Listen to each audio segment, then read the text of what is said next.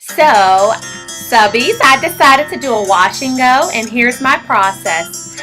I start with freshly cleansed hair. I did a co-wash using Treseme's Natural. I'm using Eco Gel Styler that has a hold of 10. I also need my trusty spray bottle with water, as well as Curls Pomade, my Vatika hair oil, and Oyin's handmade leave-in conditioner. It's the honey hemp. You can use a leave-in or you can use it as a rinse-out conditioner, but that was my leave-in of choice. So I'm spraying my first section of hair because, as you can see, it is divided into 4 sections. And of course, I always make that face when I run into tangles. So here I am using the Oyin Honey Hemp Conditioner, and it contains honey, which is a humectant, which is great because humectants draw moisture into your hair. So I love honey, and I use it in my deep conditioners as well. So the first step is to spread the honey hemp conditioner onto my hair, and as I said earlier, I'm going to use that as my leave-in. And I want to make sure that my strands get coated so that my hair isn't tangled in my wash and go.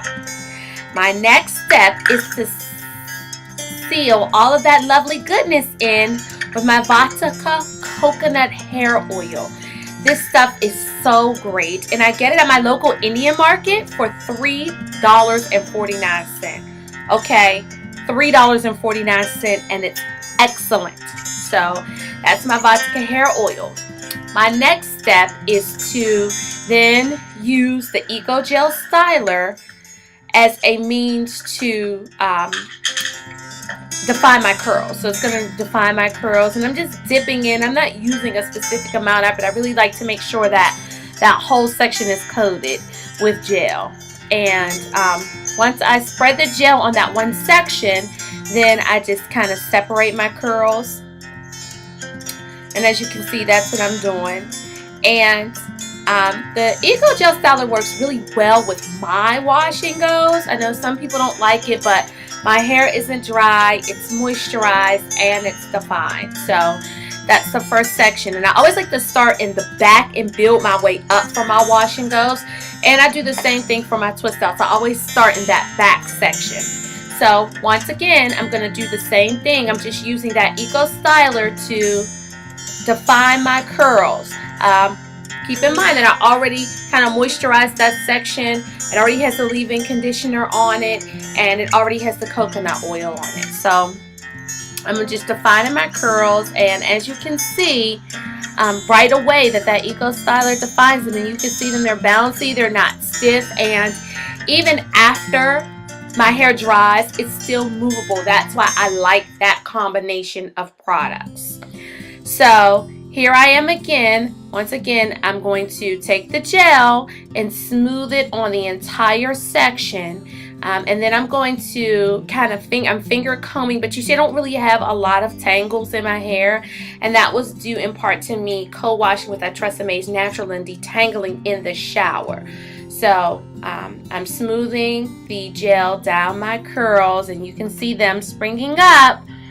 And that's basically how I do my wash and go, and I'm going to do that for each section of my hair. I really want to make sure that my curls are defined and nice and bouncy, and each curl is kind of coated with that gel mixture, because that way once I wear my wash and go and then wake up in the morning, the section will still be the way I need it to be.